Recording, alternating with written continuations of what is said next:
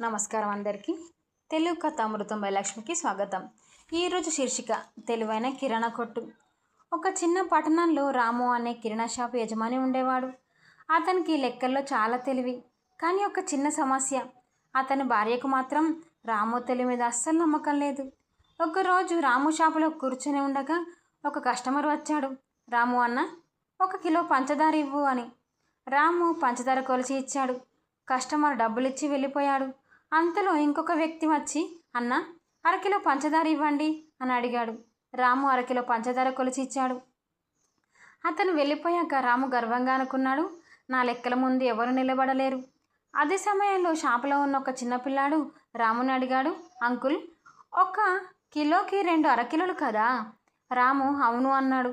పిల్లాడు, అయితే మీరు ఇప్పటివరకు 2 అరకిలోలు అమ్మితే 1 కిలో పంచదార మాత్రమే తగ్గింది ఎలా అన్నాడు. రాము కాసేపు ఆగి అది ఆలోచించడం ప్రారంభించాడు.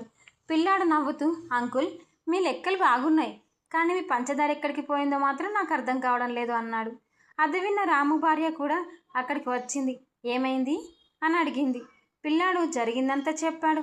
రాము భార్య రామును చూసి, రోజు షాపుల్లో కూర్చొని పెద్ద లెక్కల వల్ల ఫీల్ అవుతావు, కానీ పంచదార లెక్కల్లో ఓడిపోయావే అని అన్నది.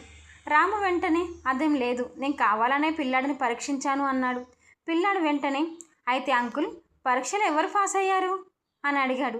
రాము నిశ్శబ్దంగా షాప్ తలుపు మూసేశాడు. తెలివి ఉందనుకోవడం కంటే మనం చేస్తున్న పని సరిగ్గా ఉందో లేదో చూసుకోవడం ముఖ్యం. మీరు చెప్పండి, పంచదార ఎక్కడికి వెళ్ళిపోయింది? ఈ స్టోరీ మీకు నచ్చినట్లయితే లైక్ చేయండి, షేర్ చేయండి. మరిన్ని కథల కోసం మా ఛానల్ని సబ్స్క్రైబ్ చేసుకోండి.